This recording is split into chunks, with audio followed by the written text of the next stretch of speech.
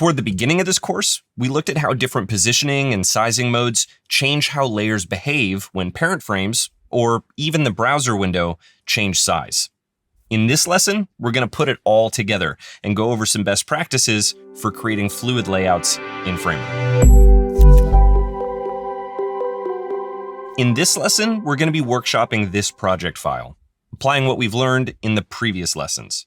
We're not going to cover anything completely new, so if anything is super confusing, you'll want to refer back to the corresponding lesson where we covered that particular topic in depth. But if you're up to speed on what we've covered so far, then this will be a great opportunity to see how things come together in practice. Feel free to grab the remix link and follow along. I'll put the link in the description below here on framer.com/academy. Before we jump into my project file here, I want to take a bird's eye look at a general structure for our pages that set us up for success. These aren't rules or requirements, but you'll probably find this structure to be a helpful framework for a lot of the pages you build. As always, the top level of our page structure is going to be the breakpoint. In this lesson, we'll focus on the desktop breakpoint, but in the next lesson, we'll look at how multiple breakpoints work.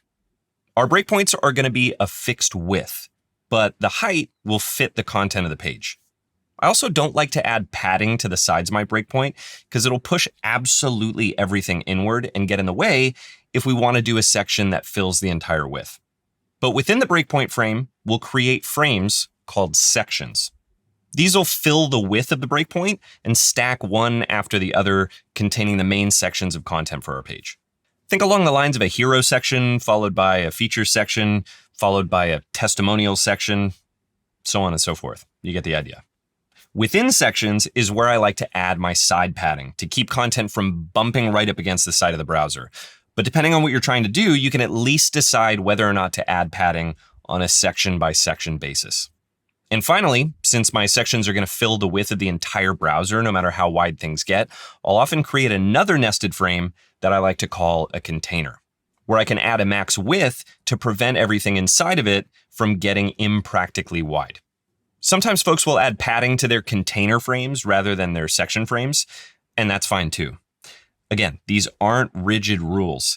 This is just a general structure you'll see often used by myself and by others in their Framer sites, and also in templates. Now, without further ado, let's jump into the project file and see what we're working with. And we're doing this live, so bear with me.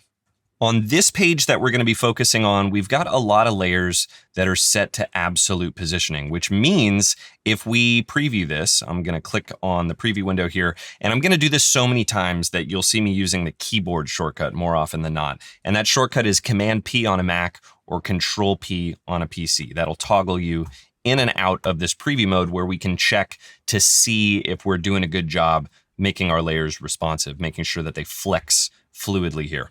But in its current state, if I make the viewport more narrow here, you can see that these layers aren't flexing at all. The image isn't getting smaller, the nav is getting cut off, the text eventually gets cut off.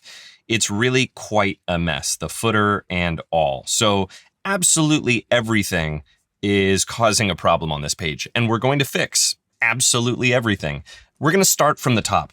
Hierarchically speaking, we're going to start with the properties of the breakpoint, and then we're going to go section by section. But to get the properties of the breakpoint dialed in, I want to do so within a layout template, so that way I can apply that to all of my pages as this site continues to grow. So let's start with an element that's going to belong on every page, like this nav bar. I'm going to right click on this, and I'm going to choose Create Layout Template. And I'm just going to name this Main, but you can really name it whatever you want. I'll click Create, and then here we are within the layout template where we have our nav bar, because that's the layer that I created the layout template from. And then we've got the placeholder, which is where all the content for the page is going to go. And if I zoom out, you can see these are the only two things that are on the page. But really what we want to focus on first are the properties of the breakpoint itself.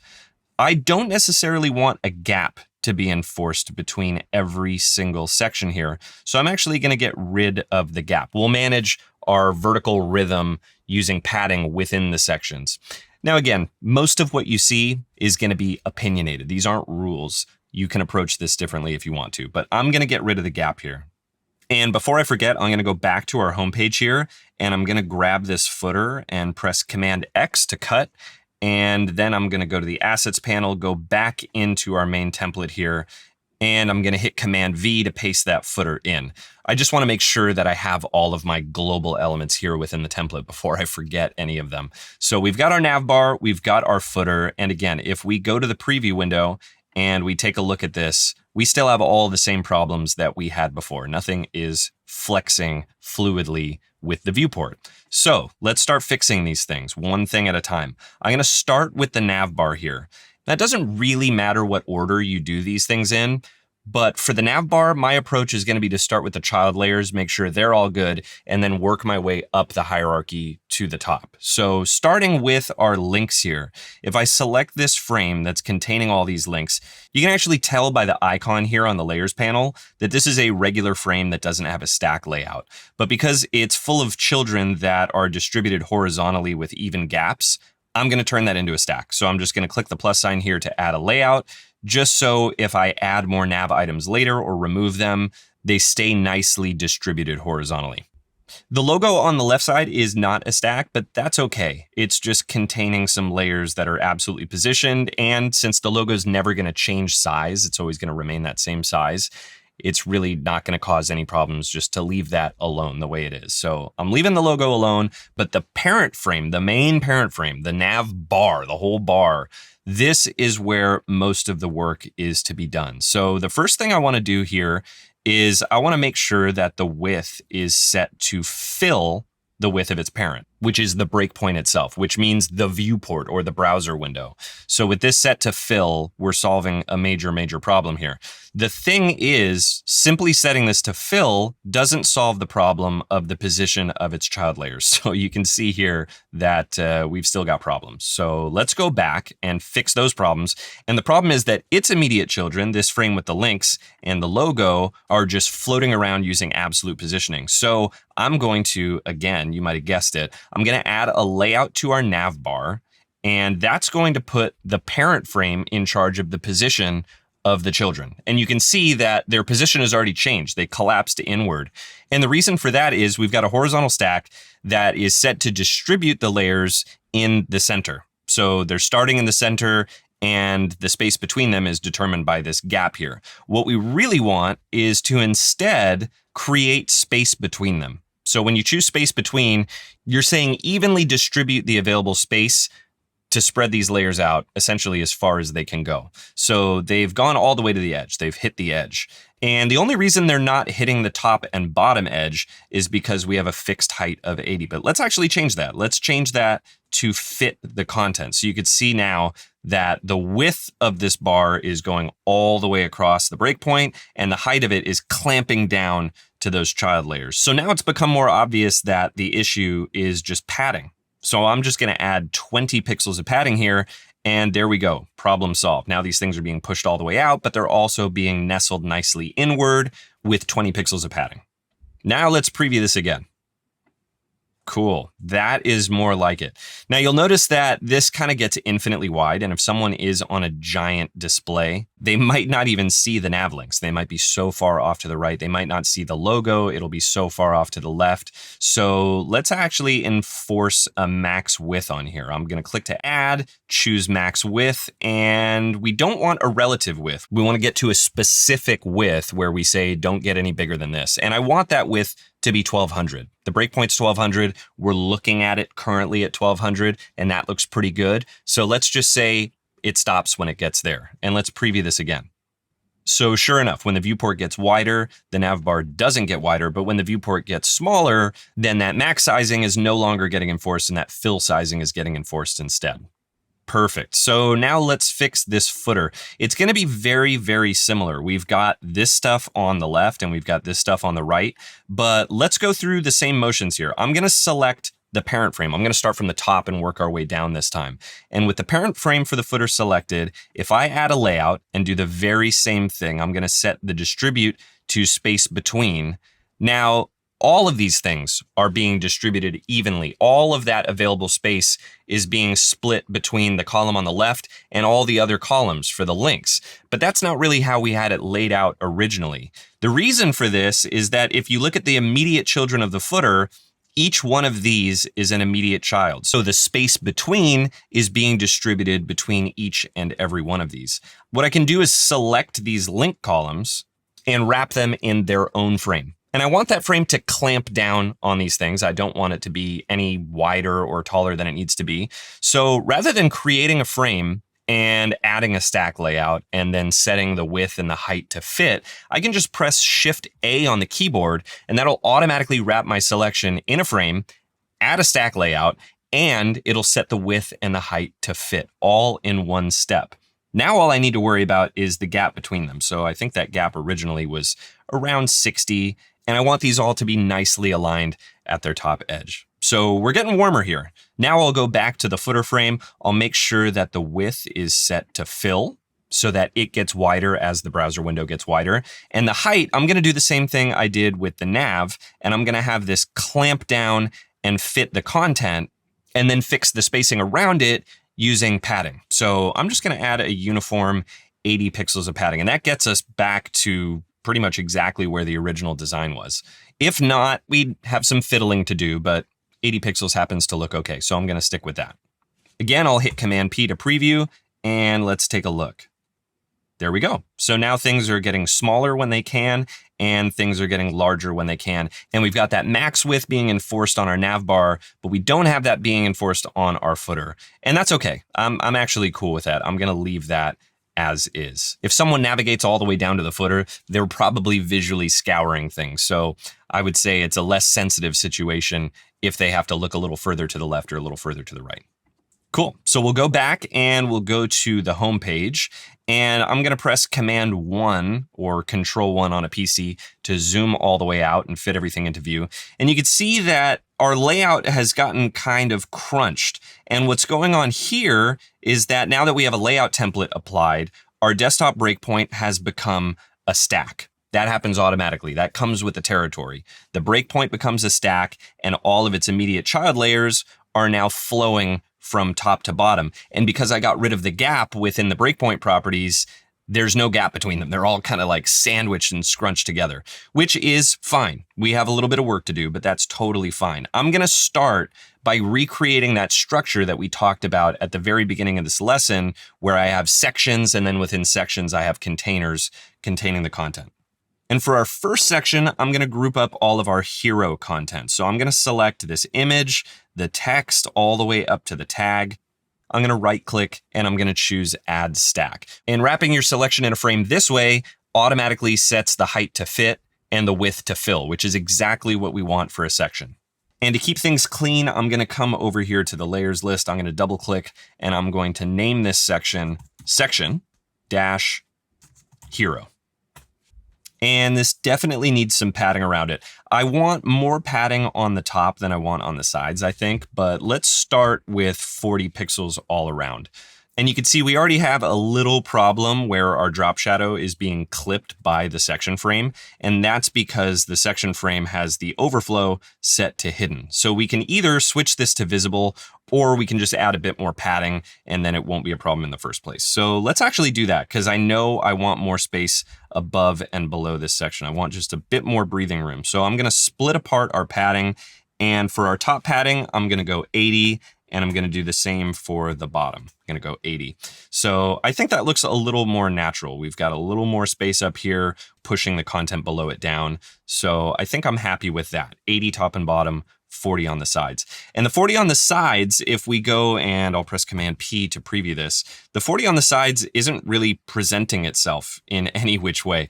And the reason for that is we've got a bunch of layers that have their width set to fixed. So that 40 pixels of side padding can't really push on anything. So let's fix that. I'm gonna start with this image because that's the most glaring issue because it's the widest thing. And I'm going to add a max width. I'm happy with this fixed size. I like where it starts out, but I wanna add a max width that does not allow it to get any larger than 100% of its parent. So that's it. Let's preview this again and see what that looks like. And you can see this is already sort of fixing the issue. You can see that the frame is now respecting that padding. So not loving it because the image is getting cut off. So what I want to make sure to do is click the lock between the height and the width to lock the proportions of this image so that it gets less tall as it gets less wide. And there we go. That did the trick. But our text up here at the top, our text is definitely still a problem. So let's see if we can fix that. I mentioned earlier that within a section that can get infinitely wide, I like to create a container for content that I don't want to continue to grow and grow and grow. So I'm gonna do exactly that. I'm gonna select the tag, the heading, and the body, and I'm gonna wrap those in their own stack. So again, I'm gonna use that Mac shortcut of Option Command Return, Control Alt Enter on a PC. And now I've got my container. And I'm just gonna rename this. You can call your containers whatever you want. I'm gonna name this text lockup. And I'm also gonna set my H2 and my body to fill the width, which obviously it's getting too wide. We're gonna fix that here in a moment. And to fit the content for the height. So now we can go back to that text lockup container that I created, and we can add a max width to that doesn't allow it to get as wide as it's currently getting. So for that max width, we definitely want it to be fixed. And I think we don't want this to get any wider than 600 pixels. So there we go. That's actually looking good. And the hero now has two direct children. It has the text lockup itself, it has the product image, it has the padding around it, but we probably want to increase this gap here to something more like 40, just so there's a little bit more room between the text lockup and the product image. But before we go any further, let's preview this and see how we're doing. Now, when I make the viewport smaller, we've got our image shrinking. And when this gets smaller than the max width of that container that has the text inside of it, then the fill sizing kicks in and things will automatically reflow and be sure to fill the full width of the viewport. Awesome, that's big progress already. If you're paying super close attention, you may have noticed that I used a fixed width for the image with a relative max width. And I did exactly the opposite for the text container. Don't read into that too much. Both ways are totally fine. I just want to make sure you're aware of both and how they can generate a similar, if not identical, effect. Cool. So last but not least, we just have our features down here. And structurally, I'm going to do the same exact thing I did for our hero section. I'm going to grab this features frame. I'm going to press Option Command Return to wrap this in a stack. That is automatically set to fill. It's automatically set to fit the height of the content. I'm just going to rename this section features. And I'll try to be consistent with my padding here and separate the values. And I'll do that same top and bottom padding of 80 and left and right padding of 40. Just like the section above. But even still, I kind of don't like that these go wider than the image above. And again, the image above is set to a width of 1,000. So I'm going to grab the features container that we have here, and that width we can leave on fixed. I'm just going to change that to 1,000 so it's the same width as the image above. And I'm going to add a max width of 100%, so it'll get squished in nicely. And you can see we've already got a problem here. We've got things that are kind of overlapping all funky. And the reason for that is this features frame, again, doesn't have a stack layout applied. So these info cards are just kind of floating freely within it using absolute positioning. So for our features, I'm going to add a layout. I'm going to leave this as a stack layout, but we're actually going to come back and revisit this here in a moment. But first, we got to address the issue of these cards not fitting. The most glaring problem is that they're set to a fixed width and they really need to share the available space. So I'm going to switch them to fill, which is going to do exactly that. The sibling layers are now going to share the available space. But if we look a little closer, we've still got an issue where text is kind of sticking out of this card here.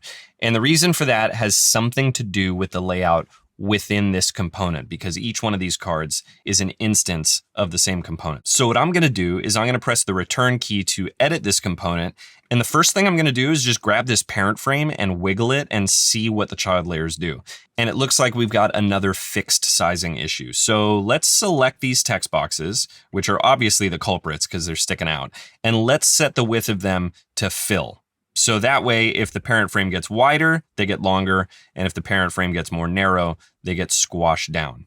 And that should do the trick. Now, if we go back to our home page, there we go. So now these instances can actually flex. And if I press Command P to preview this, we can get a better look at how they flex. Again, we've got a max width, so they're not going to stretch out wider. But if I get more narrow, there we go. They squash down.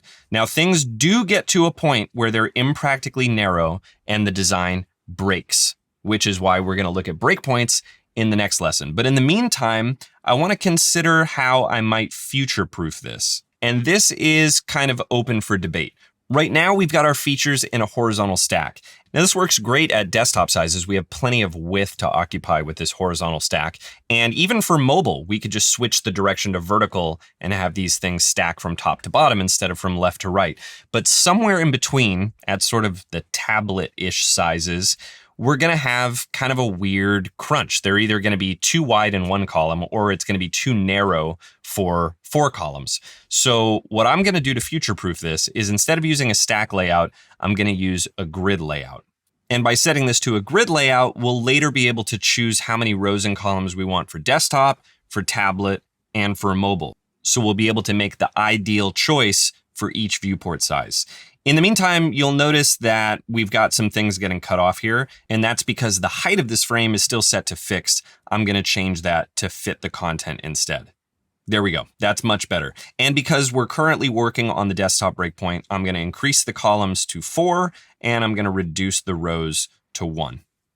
Now we should be in a pretty good place. I'm going to preview this, and there we go. We've got things squashing down real nicely. And if we come down here, we've got our features squashing down, but there's still one little issue.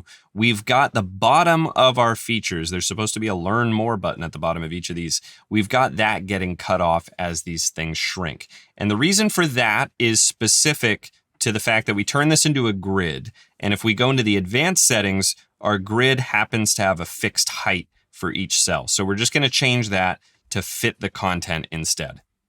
Now, one last preview.